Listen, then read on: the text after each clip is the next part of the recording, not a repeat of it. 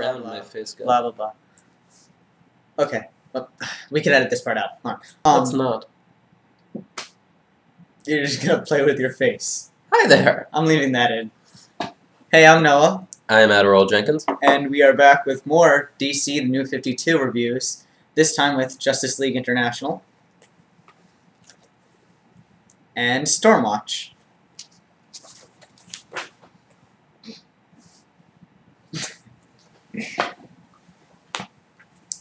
Which one do you want to talk about first? Let's talk Stormwatch first. Stormwatch. Alright.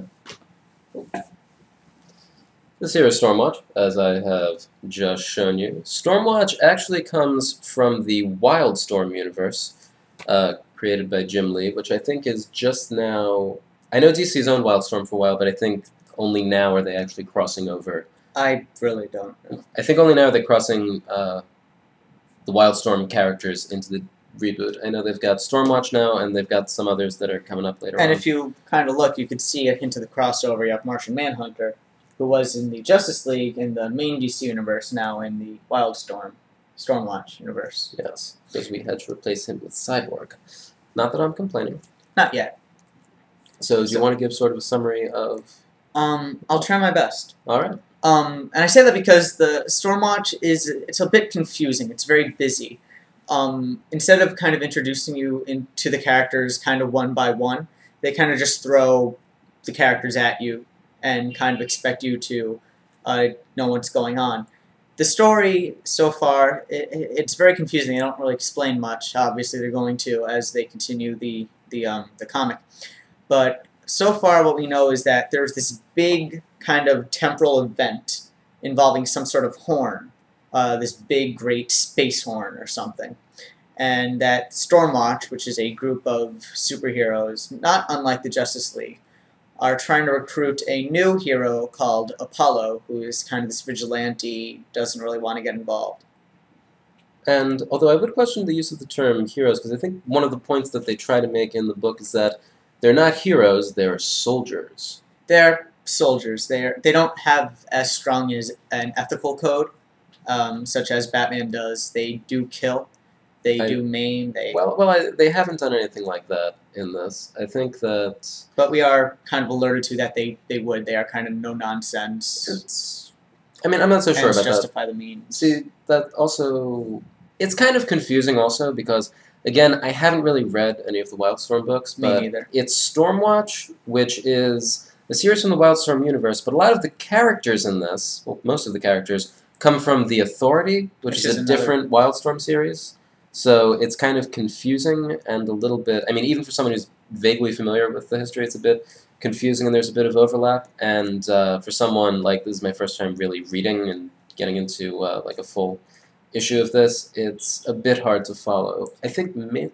Do you want... If any of you guys watching actually know about the Wildstorm universe in better detail, if you could put it in the comments explaining it. Yeah, please. Instead of just complaining how he interrupts me all the time.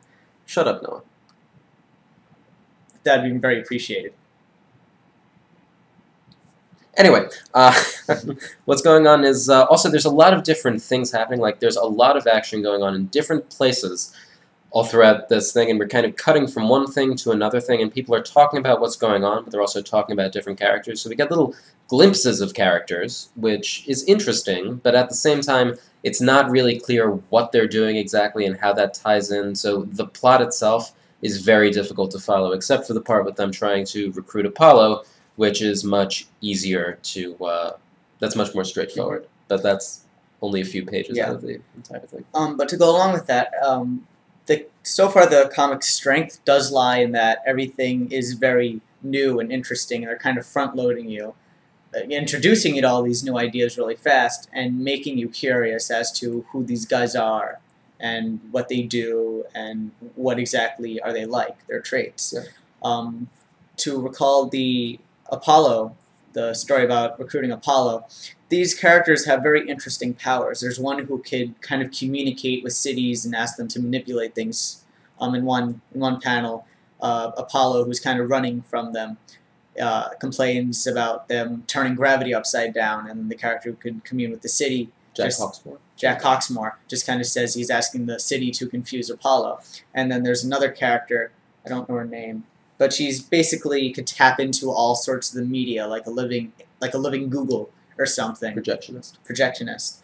And just gather information, but only if it's available online or on TV or something. Yeah, and it's not made really clear, but we get a pretty good idea, and there are a lot of these different characters, so we get little glimpses of what these people can do, which I think is really good, because we're really seeing all of them in action, but in different contexts, but that also makes the plot, like, kind of difficult to follow. But at the same time, I would say that it's interesting enough that I might want to see what happens to these guys when they're actually involved with a plot that I can follow. Also, one other thing, Midnighter is on the cover. He appears in, like, one page. At the end. Yeah, so that's kind of false advertising. I mean, especially since, you know, they put Apollo on the cover like he's heading everything or something but in the entire... spending most of it running away from the rest of Stormwatch. Yeah.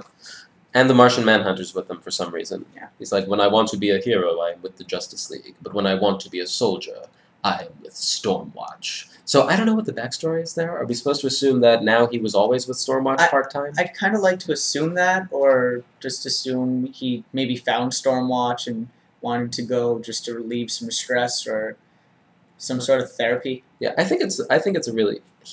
a really interesting character. I really like him, so it would be interesting to explore that more. Oh, and also one other thing, in this story, I'm not going to get too much into like characters and stuff before now, but in this version, where these characters exist right now, Apollo and Midnighter are only first meeting, and a lot of these characters I think are just sort of first meeting, so it seems like we're getting, from the universe this originally comes from, it seems like we're getting a very disrupted timeline, unlike a lot of the existing DC stories, which seem to be just kind of more close to the original. Kind of smoothing the road. Yeah, so, and also do you want to just talk about the art real quick?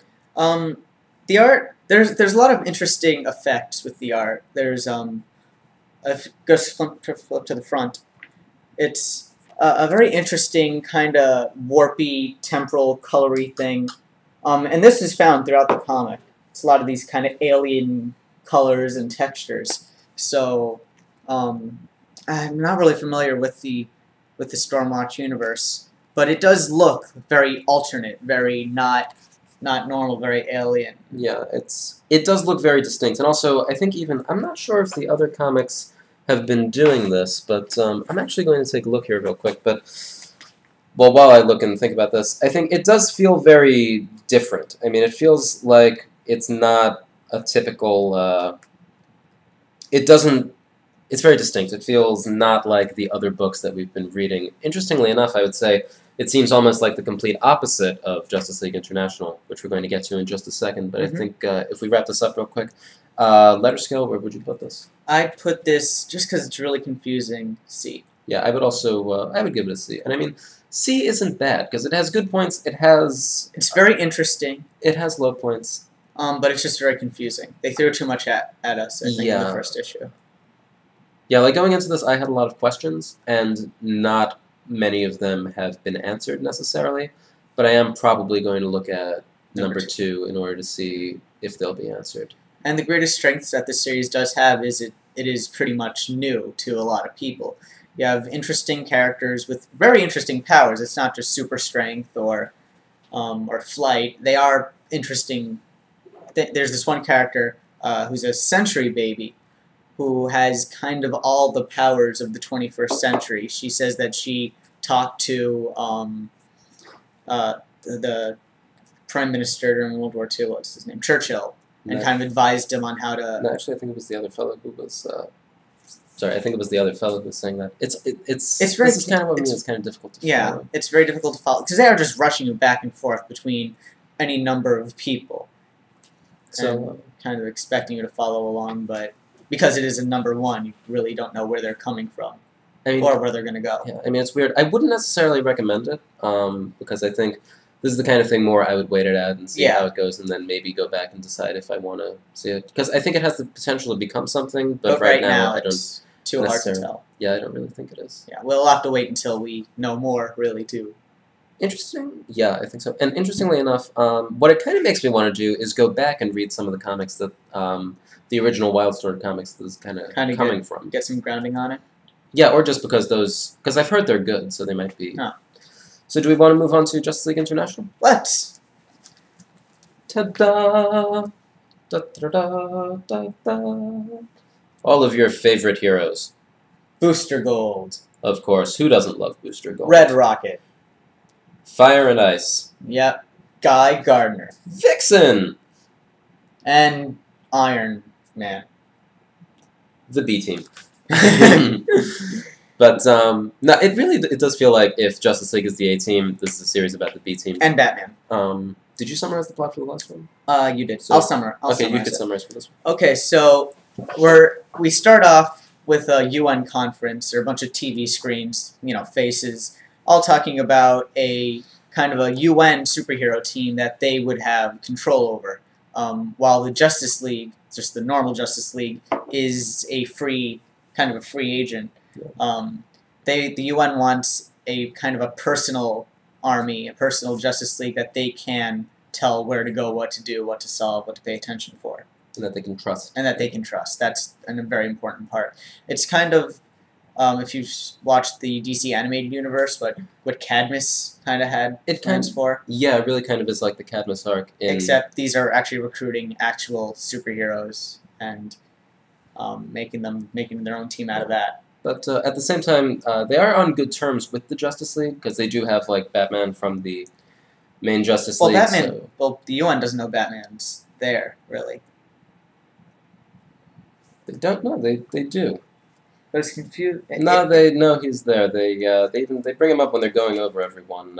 They do. Yeah. But those are applicants. Because in the first, we're kind of introduced to applicants that the UN would like to use for the program, and then you have the UN board, kind of arguing, oh, he should be in and he shouldn't be in, over who should be in, because they need heroes that they can trust and that they can manipulate.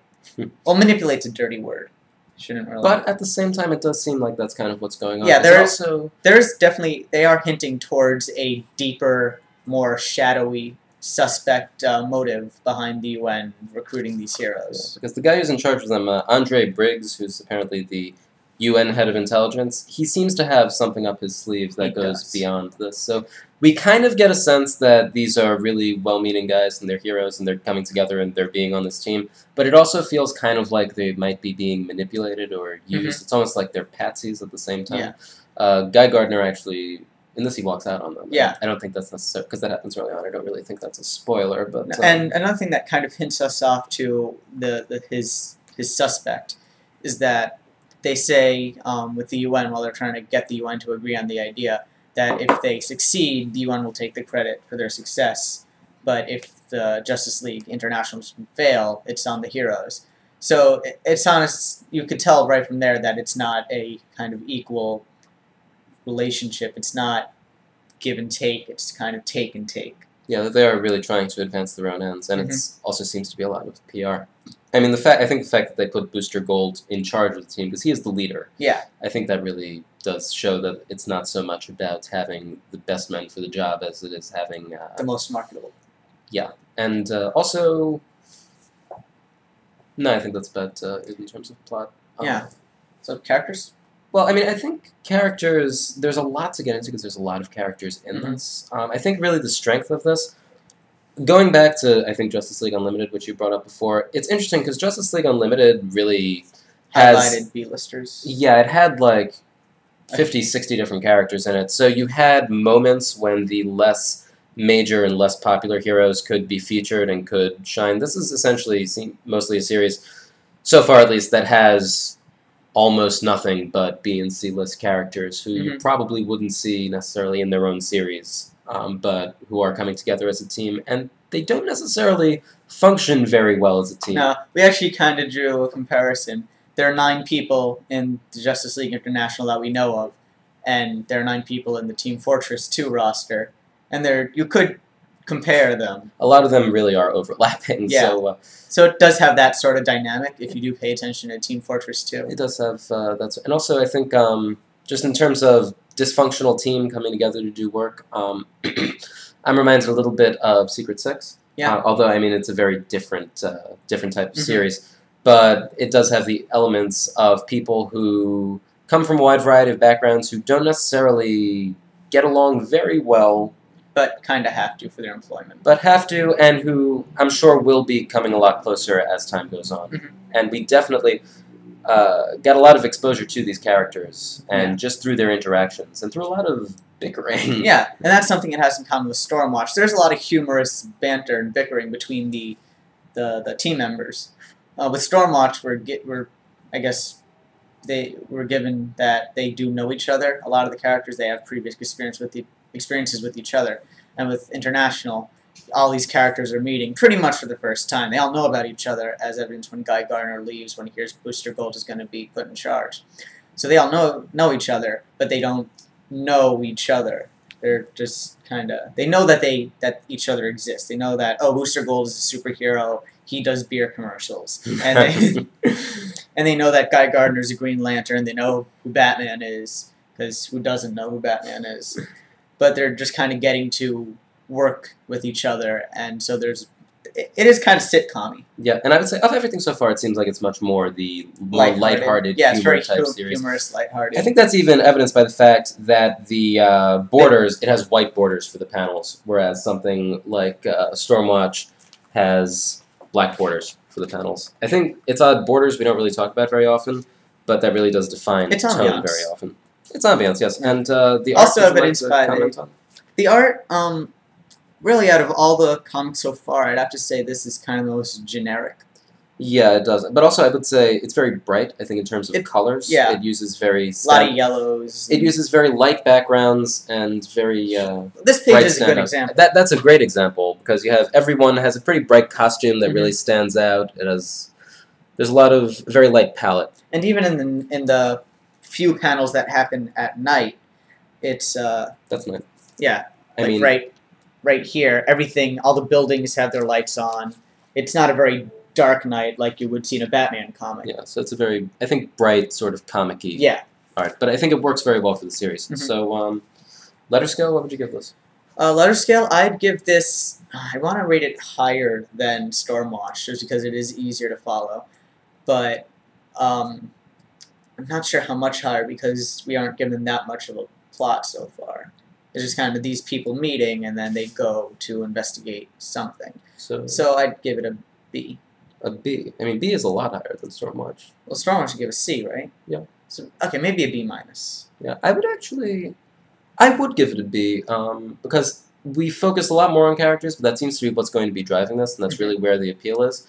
I would give it a B, maybe even a B plus for what it is, for the more...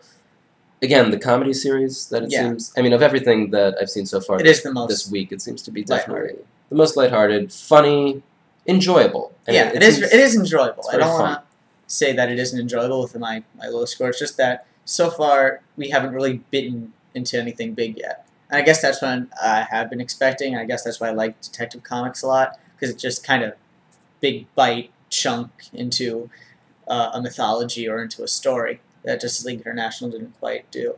Yeah, so I would definitely, I would say B, possibly B+, and I would recommend it, certainly.